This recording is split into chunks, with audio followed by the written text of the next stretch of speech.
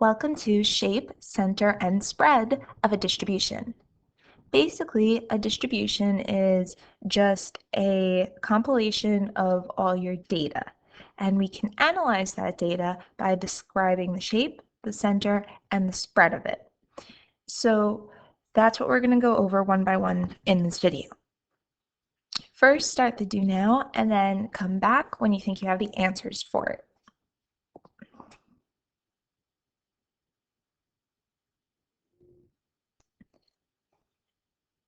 If you read this question, they're talking about, they want to figure out how many employees make purchases at the food court while they're working. Now, what's really important is that the actual question is asking for a random sample of the employees. So remember, when you want a random sample, you want the most general.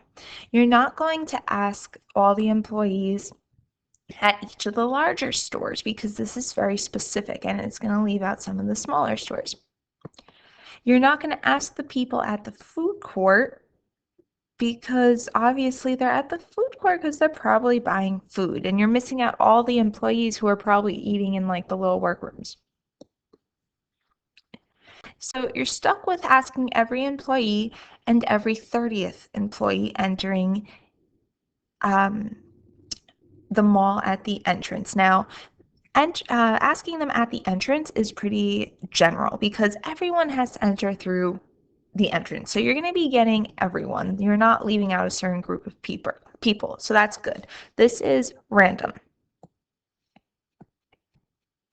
But you're still stuck between two options. Now, the first one is asking every employee, and that sounds really good because, I mean, if you ask every employee, you're going to get the best results, right? But this is a population because you're asking everyone, whereas asking every 30th employee is a sample. Now, statistics requires very close reading because this question asked for a sample. It didn't ask for the population, which is why choice 4 would be correct. For number 2, they're asking for which one describes an observational study. If you read the first one, we're talking about for a class project, the students in health class ask every 10th student entering the school if they eat breakfast in the morning. This is a survey because you're asking them a question. The second one, a social researcher wants to learn whether or not there is a link between attendance and grades. She gathers data from 15 school districts. Notice how she's just collecting data. She's not actually doing anything. She's not asking anyone anything. She's not imposing a certain restriction on someone. So this is a pretty good observation. If you continue reading, a researcher wants to learn whether or not there's a link between whatever. During lunch, she distributes a questionnaire. So that tells me right away it is a survey. And for number 4, we're talking about dividing it into 2 groups where one class gets a graphing calculator all the time and the other class never uses a graphing calculator. So this is talking about an experiment, right? Because one gets something that the other one doesn't. The group that gets the calculator all the time is the treatment per se, and then the other one that never uses the calculator will be your control group. That's the basic one that you're comparing the treatment to. So this is an experiment, and that would leave you with choice 2. So data sets are described by the shape, center, and the spread of a distribution. The first thing we're going to cover is the shape. So the shape of the data set can just be described either as symmetric or skewed. And the skewed is going to be more detailed by saying, is it skewed left or is it skewed right? So when we go over this, I like to kind of draw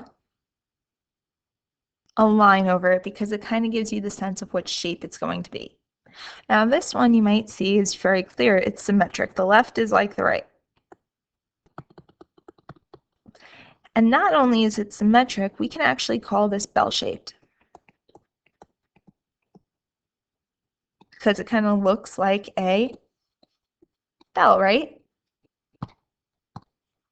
Anyway, when you have symmetric distributions, your mean is going to be in the center. Now, the mean, the symbol for that is called x bar. It is an x with a bar up top. For the next one,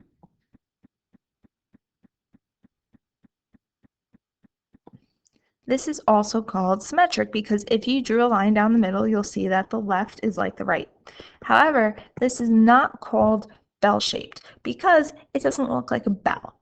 It's actually called bimodal because there are two modes going on.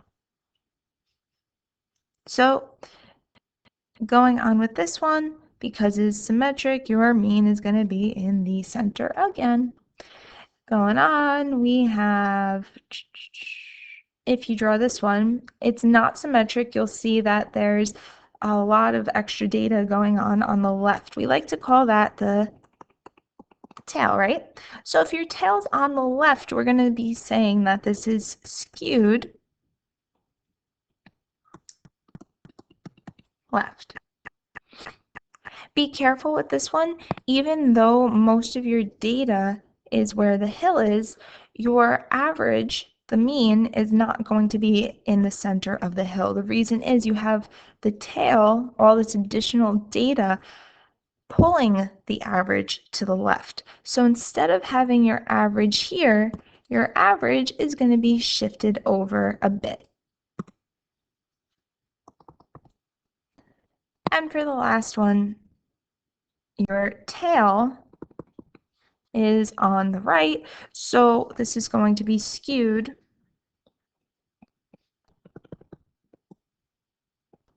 right. Again, your average isn't going to be in the center, it's going in the center of the hill. It's going to be shifted over a bit. And how much it's shifted over depends on how big the tail actually is. So take some time, pause the video, and then resume it to see if you have the right answers.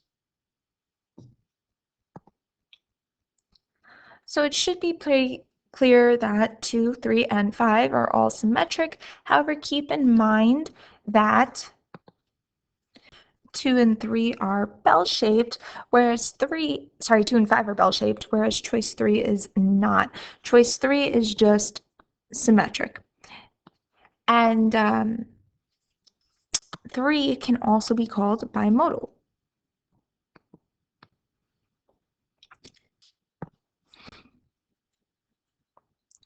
Choice 4 and 6 are skewed right because you have that additional data that is being pulled to the right. And then you have choice 1, which is skewed left because all the additional data, the tail, is on the left. So let's go on to talk about the center of a distribution, right? So you can describe the centers, and we basically use it to show a typical value for the distribution. So examples include the mean, median, and mode.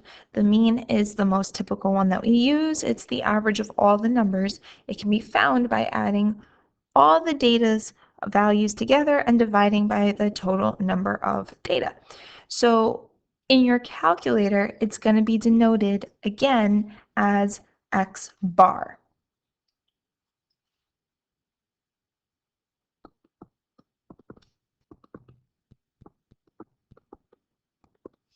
Now, this specifically is your sample mean.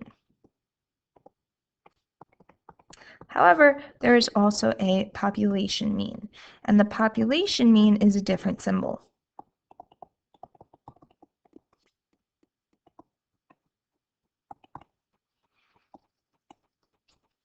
So this letter is actually called mu, right? It's the Greek letter m.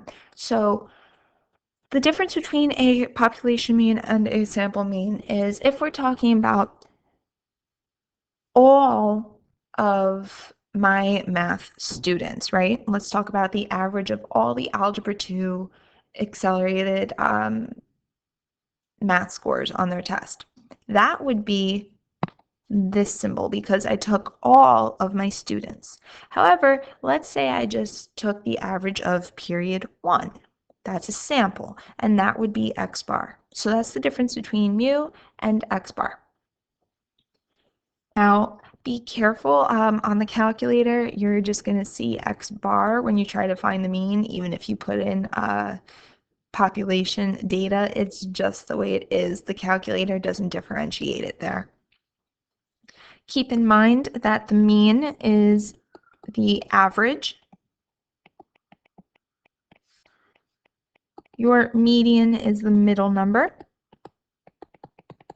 And the mode is the one that occurs most often. So let's actually practice finding them.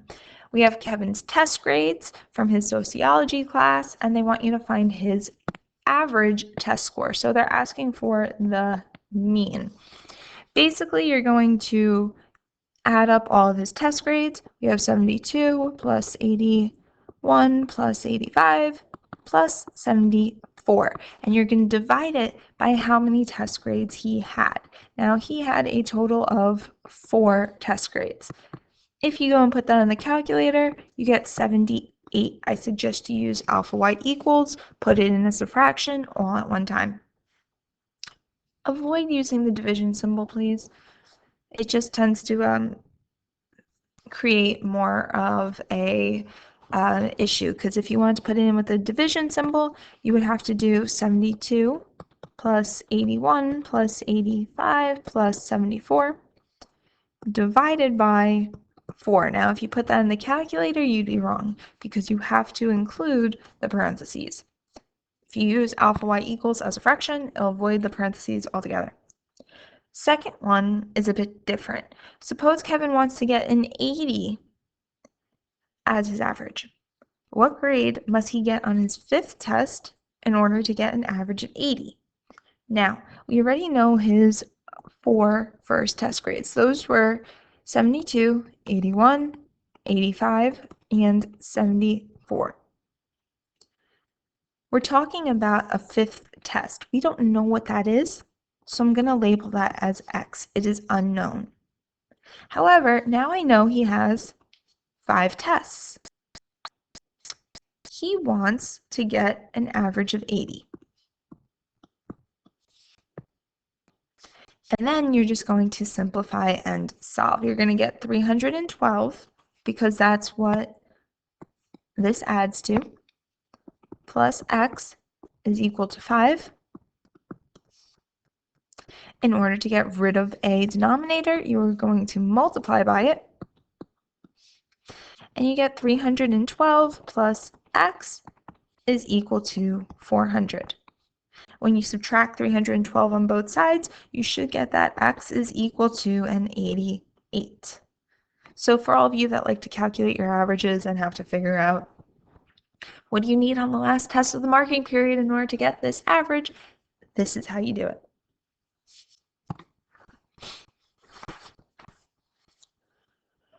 For this question, for 5 algebra examinations, Maria has an average of 88. What must she score on the 6th test to bring her average up to exactly 90? So this one tells you all of her test grades in a different way. You can write this one of 2 ways. You can do 88 because she had it for 5 test grades. So 88 plus 88 for 5 times. 5. And then add x, her 6th test grade that we don't know what it is yet. She had 6 tests, and she wants to bring her average up to 90. So that's the first way you can write it. The second way, which is a little bit less time consuming, is 5 times 88 because she had it 5 times. plus x over 6. Both of these will work. Anyway, when you do 5 times 88, you should be getting 440. And then you continue to solve just like the last one. You're going to multiply by 6 on both sides. Now, people are probably wondering, can you cross multiply? The answer is yes, but I don't like doing it in this course because people forget when you can cross multiply and when you can't. So for me, I just always multiply by the denominator to get rid of it.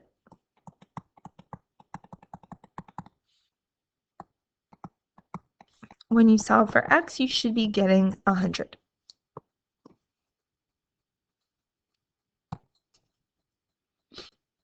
Why don't you try this one on your own and resume the video to see if you got the right answer.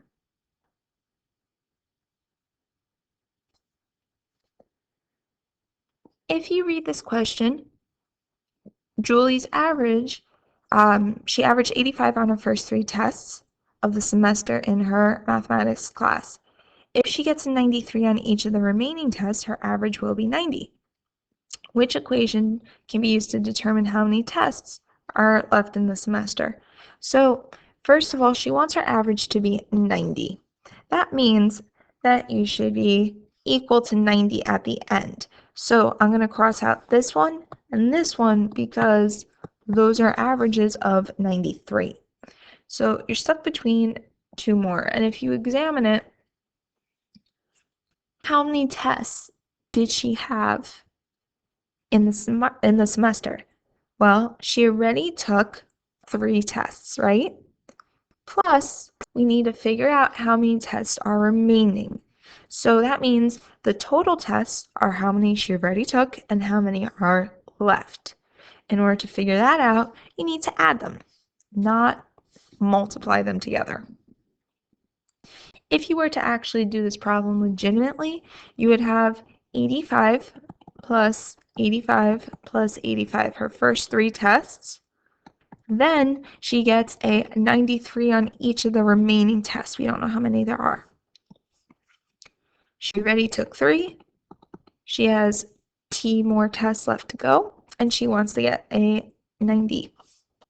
If you were to add it up, you get 255 plus 93T over 3 plus D equals 90, which is what they have, except the denominator is switched, but that's okay because of the commutative property. Now we're going to talk about the spread of a distribution. Now, the first one is variability. So it's just how spread out the data is, right? So basically, if everyone got a 90 or 100 on my tests, the variability would be really small because 90 to 100 is a very short range. However, some of my tests are really hard, and some people get 90s and 100s, but other people get 70s, maybe someone got a 60. So that has a larger variability because the data goes from 60 to 100. It's more spread out. It varies more. Now, examples of variability include range, which is your max grade minus the minimum grade, or whatever you're talking about. Interquartile range is another one, IQR. You might remember that from Algebra 1, which is Q3 minus Q1. We're not going to go much into that in this course. The one we are going to talk about is standard deviation. So your standard deviation measures a typical deviation from the mean. It tells us, on average, how far away a data point is from the mean. Basically, when you have an average grade, you're trying to figure out what the standard deviation, on average, how far away do all of the other grades stray away from that main one. So basically, the smaller the standard deviation, the more consistent the data and the less variability. The larger the standard deviation, the more spread out the data, and the greater the variability. So when we were talking about everyone getting 90s and 100s on my test, that could be because the standard deviation was very, very small. Let's say the standard deviation was 5. That means if you had an average,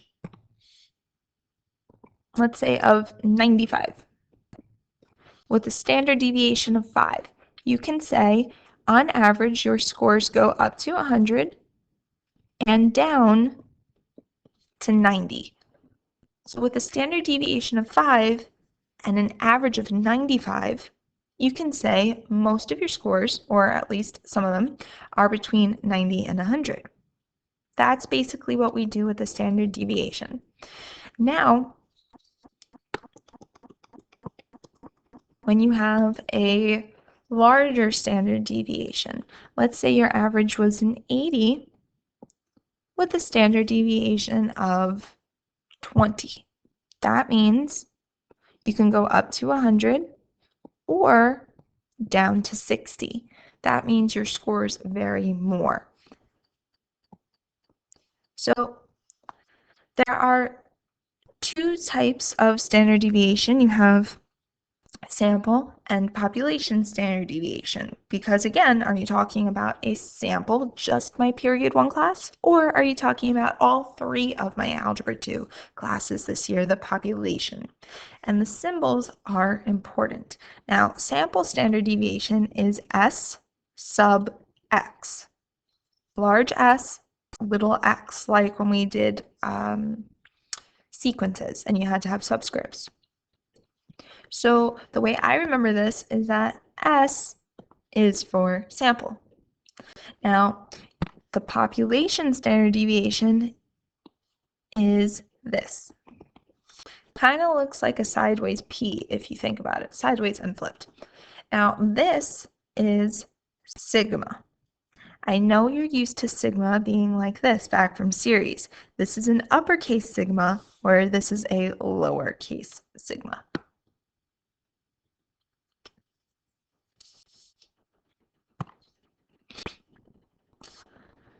So in the first Regents question, Jean's scores on 5 mathematics tests were listed. Her scores on 5 English tests were listed. Which statement is true about standard deviations for the scores?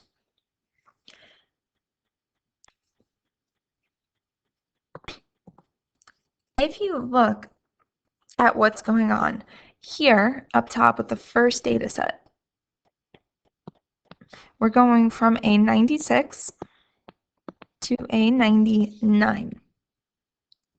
For the other data set, you're going from a 72 to a 95. Now the green one, her English tests are more spread out, which means that the standard deviation here is greater because the variability is greater. So we have that the standard deviation for the English scores is greater than, in other words, more spread out.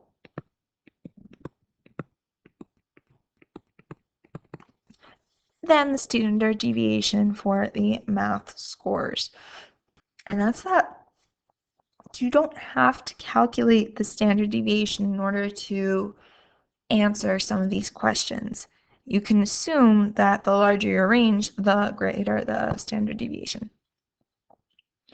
Now, looking at it graphically at these two distributions, which data set most likely has the larger standard deviation, which means we're talking about which one is more spread out.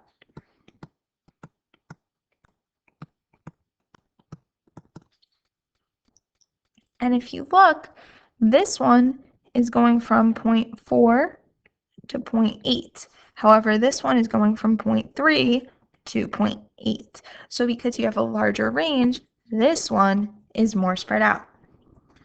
Your explanation can just the data is more spread out, so it has a larger standard deviation. Please be careful and read the range on the bottom. That's really important because I've seen questions where it looks like one is the obvious choice, but when you read the range, the numbers are different on the bottom and it throws you off and it's trying to trick you into which one is which. Here's an example of what I mean. If you were to look at these two distributions, you would say the one on the left has the greater standard deviation because the one on the left is more spread out. However, if you were to look at the actual values on the bottom, this one is only going from 0.1 to 1.5. That's only going up by 1.4 units. However, on the right, you're going from 0 to 5. That's a greater range. So your scale really matters when looking at these problems because with the scale here, really the second one on the right has the greater standard deviation. Read carefully. For example 3, suppose two sets of test scores have the same mean but different standard deviations. With the second test score having the greater standard deviation than the first one, which statement best describes the variability of these data sets? Now, keep in mind that when you see variability, we're really talking about standard deviation because the larger the standard deviation, the greater the variability, because the larger standard deviation, the more spread out you are, the more your data varies. So if data set 2 has the greater standard deviation, then data set 2 is going to have the greater variability. Now, there are ways to find the numerical summaries in the calculator. You don't have to go and find the average on your own. Now, in some of the questions that we were doing, you had to do the math because you had an unknown. You didn't know what all your test scores were. But if they give you all the data, you can just plug it in on your calculator and figure it out. So here are all the steps to finding it on the calculator. You can figure out your mean, sample standard deviation, population standard deviation, and a lot of other things that we're not really going to use in this course. Please make sure when you put the data into your list that you don't delete any of the lists. If you do, just reset your calculator. Or you can use the setup editor because if you do that and hit enter on it, it'll bring back any list that you need. Now, when you actually do this, you have to figure out how to read the data. So your mean is going to be X bar.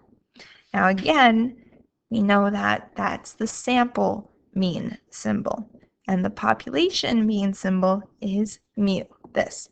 But I told you, that's not on the calculator always. So that can be found right here. Even though the symbol is not technically correct, we know that it works for population and sample. Oops. Going on to your sample standard deviation, we said how S represents sample. And going on to population, we said it kind of looks like a sideways falling down P, or sigma, which is this one. So please be careful you read which one you're talking about. Most of the problems for the Algebra 2 regions do state whether you're talking about a sample or a population. So they tell you which one to use. You just have to make sure you actually use the proper one. So you do have to remember the symbols. Also keep in mind, please, that we're using one var stats, not two variable stats, please, just one. Now, unfortunately, my calculator is not working on here very well, so I'm going to post an additional video on how to actually use the calculator if you would like to watch it. For the rest of this video, I'm just going to explain when you have to use one list versus when you have to use two lists, right? Because sometimes you're given a frequency list, and that's really important. So here, you are giving, first of all, see how it says sample standard deviation? That means that you're going to want this. Oops, nope. S for sample. And they want you to calculate the mean. So because we're talking about a sample, you want x bar, and you also want s sub x. Now, when you go and put this in the calculator, you're given one list of values. So one list of values, right, one strand of numbers will all go in L1. Keep in mind that if you have L1, when you go to do one variable stats, you have no frequency. So your frequency list, when you'll see as soon as you click L1, you have one bar stats. You have an option of doing the list and then the frequency list. There is no frequency. So make sure it's clear before you go and hit enter. And it should spit out the values for you. You should be getting 14.7 and 3.9. Again, you can follow the other video to show you the steps to getting it.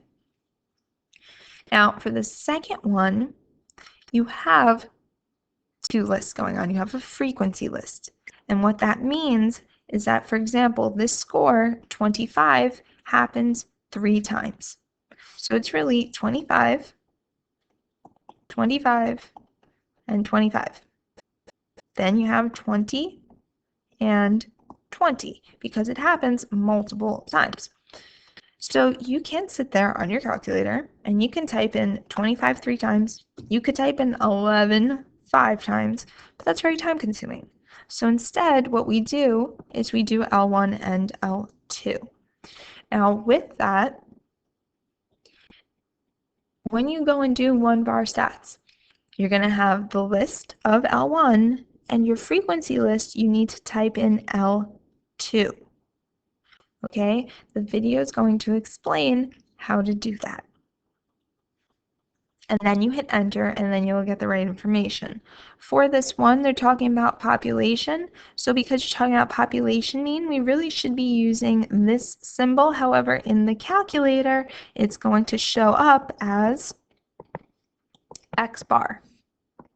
You should be getting 15, and the population standard deviation is 6.2. Now, for this one, we have Sam's math grades and we have Matt's math grades. Notice how, although we have two different lists of numbers going on, it's not a frequency list. We're not saying that 71 happened 78 times. That doesn't make sense. So you really have two different lists going on here for two different people. You have Sam and you have Matt. You need to do this problem first in L1 for Sam. And if you were to do that and find the sample mean and standard deviation, you should be getting 81, and S sub x is 12.9, blah, blah, blah, blah, blah. It doesn't tell you how to round. Please make sure that you're actually taking the time to try these questions out and see if you're getting the right answers. I'm not fully doing the question. Don't just sit there and watch and say that, oh, it's done because I have it done on here. I'm not fully doing it step by step. I don't have the capability because my calculator's not working, and I know some of you aren't actually doing it. Take your calculator out, watch the other video, come back to this, and make sure you can actually get these proper answers. Anyway, for Matt, you need to do a whole other one. Whoops, what happened to my entire screen? Oh, minimized. So for the other one, you're going to delete all the data in L1 and you're going to go back and put new data in L1.